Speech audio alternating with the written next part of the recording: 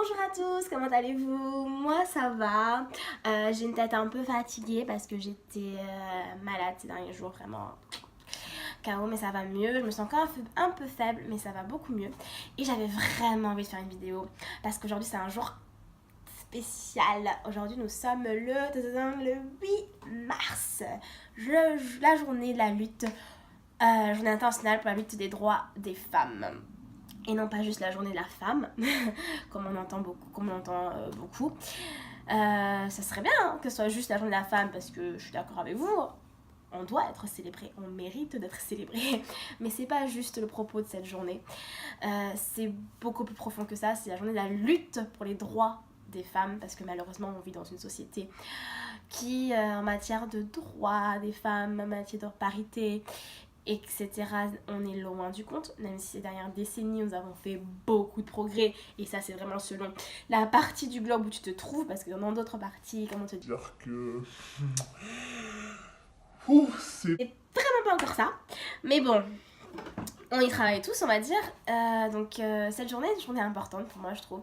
Et chaque année, même moi qui suis maman d'une petite fille qui est amenée à devenir une femme dans ce monde, comment te dire que, voilà, je réfléchis beaucoup sur le sujet à chaque fois. Et comme ce matin, quand j'ai vu ma petite fille, que je lui ai dit, oh, aujourd'hui c'est la journée de la femme. Parce que même moi je dis la journée de la femme pour raccourcir, parce que la journée de la lutte, c'est un plus long.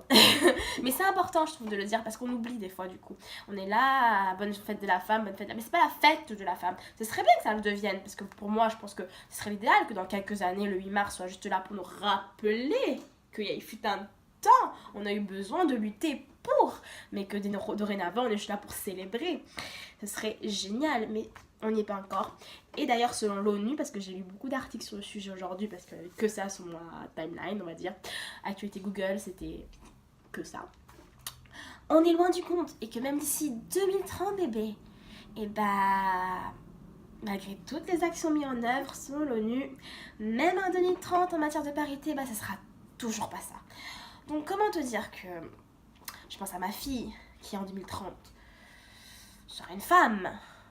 Si je fais calcul, oui. Voilà quoi. Ça décourage un peu, mais en même temps non.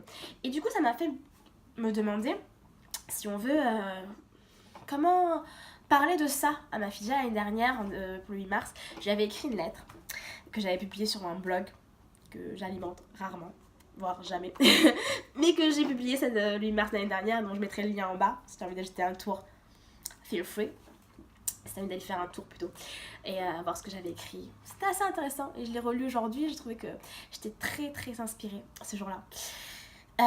Et dans la lettre, je disais à ma fille que voilà, c'était pas évident de vivre dans cette société machiste remplie de préjugés où la femme était souvent discriminée pour X ou Y raison, mais que c'était quand même un très beau challenge d'être une femme et que c'était vachement chouette. Et aujourd'hui, quand j'ai relu cette lettre, parce qu'elle est apparue dans mes notifications de souvenirs sur Facebook, je me suis dit, pourquoi pas faire une vidéo au fait? Parce que qui sait, dans quelques années, ma fille elle sera peut-être plus branchée vlog que blog. Donc voilà pourquoi j'ai eu envie de faire une vidéo sur ça. Pour vous, pour moi, pour elle. Et pour parler de justement de cette journée si spéciale et si importante. Ce que j'avais envie de dire sur cette journée, c'est que le fait d'avoir lu tous ces articles, d'avoir repensé à vraiment le pourquoi, comment de cette journée, je me suis demandé, et toi, qu'est-ce que tu fais à ton niveau pour lutter contre ce monde pour lutter pour défendre les droits des femmes comment te dire que je suis pas vraiment très activiste en quoi que ce soit. Je suis pas de politique, je fais partie d'associations qui militent pour les droits de X ou Y, voilà quoi, je suis madame tout le monde. Et en réfléchissant à ça, je me suis dit, mais en fait non, chacune d'entre nous, à notre niveau, on se bat en fait. en assumant pleinement notre féminité, en assumant pleinement ce qu'on a envie d'être, en se battant tous les jours pour justement à vivre une vie sans avoir peur de sortir des dictats de cette société machiste, en s'assumant pleinement, en étant des femmes indépendantes, en se battant pour l'être, en assumant pleinement nos rêves, nos choix, en n'ayant plus peur forcément du jugement de cette société, ben, à notre niveau, toutes ces femmes dont je suis entourée, que je vois autour de moi, ben, on se bat à notre niveau en faisant tout ça pour une société meilleure, pour une société moins machiste, pour une société où la femme elle est représentée dans tous les milieux, pour une société plus égalitaire.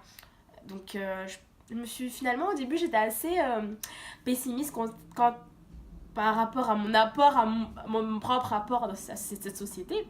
Mais finalement, en y réfléchissant à nouveau, je me suis dit non, chacune d'entre nous, à son niveau, en embrassant pleinement le fait d'être une femme et en ne voyant pas ça comme étant une limite, on se bat pour une meilleure société. Et encore plus quand tu deviens maman et que tu as la responsabilité d'élever la prochaine génération. Et je pense que là est la clé de tout, l'éducation. Quelles sont les valeurs qu'on va transmettre à nos enfants. Voilà pourquoi je trouve que c'est important et que chaque année, même si pendant peut-être 5 ans, ma fille elle s'en rappellera pas, chaque 8 mars, je lui expliquerai le pourquoi et le comment de cette journée. Parce que je trouve que c'est important. Parce que c'est justement en éduquant cette prochaine génération que les choses vont vraiment changer. Et d'autant plus que je suis maîtresse et que du coup j'ai la possibilité de ne pas toucher juste mes enfants, mais mes élèves. Et c'est assez marrant parce que toute cette dernière période, on a beaucoup parlé dans ma classe. J'ai beaucoup parlé de l'égalité homme-femme avec mes élèves. On a passé toute la période à discuter de ça. J'avais mis en place un concept avec eux où chaque matin, un des élèves devait faire un exposé et présenter un personnage célèbre. Les garçons de ma classe devaient présenter un personnage féminin qui a marqué l'histoire et les filles un personnage masculin. C'était vraiment pour amener tout ce débat sur leur représentativité, sur les parcours de ces femmes ou de ces hommes qui ont battu ou ont marqué l'histoire pour X ou Y raison. Et on est venu à amener sur le sujet, c'était le but, tout ce qui était égalité, le thème de l'égalité entre hommes et femmes. Et cette nouvelle génération, qui ont la chance de vivre dans la bonne partie du globe, on va dire, où on a beaucoup plus avancé que dans d'autres, ils se rendent pas forcément compte. Ils sont tout de suite indignés quand on leur dit que par exemple les femmes touchent moins que les hommes ou sont moins payées ou que dans certains... Ils sont tout de suite indignés, ils ne le voient pas tout de suite, mais ils sont quand même remplis de préjugés parce que bon, vu la société ou l'éducation ou ce qu'ils entendent ici et là. Et c'est important de mettre ce sujet en place, de discuter avec eux. On a d'ailleurs fini la période en regardant un film d'animation par Vanna, qui est super et que je recommande vraiment de regarder avec vos enfants s'ils ils ont atteint l'âge, c'est à partir de 7-8 ans comme ça. Et qui trace l'histoire d'une jeune fille qui s'appelle Barbana, qui vit à Kaboul. Et dans une période où voilà, les talibans ont pris le pouvoir et les femmes n'ont vraiment pas de droits. Et elle est obligée de se travestir en garçon pour pouvoir aider sa famille à subvenir à ses besoins. C'est vraiment une histoire très puissante et qui a permis d'amener vraiment un débat, à nourrir le débat dans ma classe. Et ça m'a fait me sentir un peu, comment vous dire, j'étais contente, voilà, de pouvoir amener cette petite partie. Parce que je pense que c'est ça, voilà, le challenge est là. Qu'est-ce qu'on peut faire à notre niveau? Qu'est-ce que moi je peux faire à mon niveau? C'est ça. C'est éduquer ma fille pour qu'elle n'ait pas peur d'être une femme libre, indépendante. Et d'être la femme qu'elle aura envie d'être. Parce que pour moi, justement, ce que je disais l'année dernière, que je le redirai chaque année, c'est qu'il n'y a pas un modèle de qu'est-ce qu'être une femme. Une femme, ça doit être ça, ça doit être ça, ça doit faire ça, ça doit faire ça. Non, en fait. Tu vas définir quel genre de femme tu auras envie d'être. Et c'est ce qui va compter et rien d'autre. Et c'est pour ça qu'on a envie de se battre.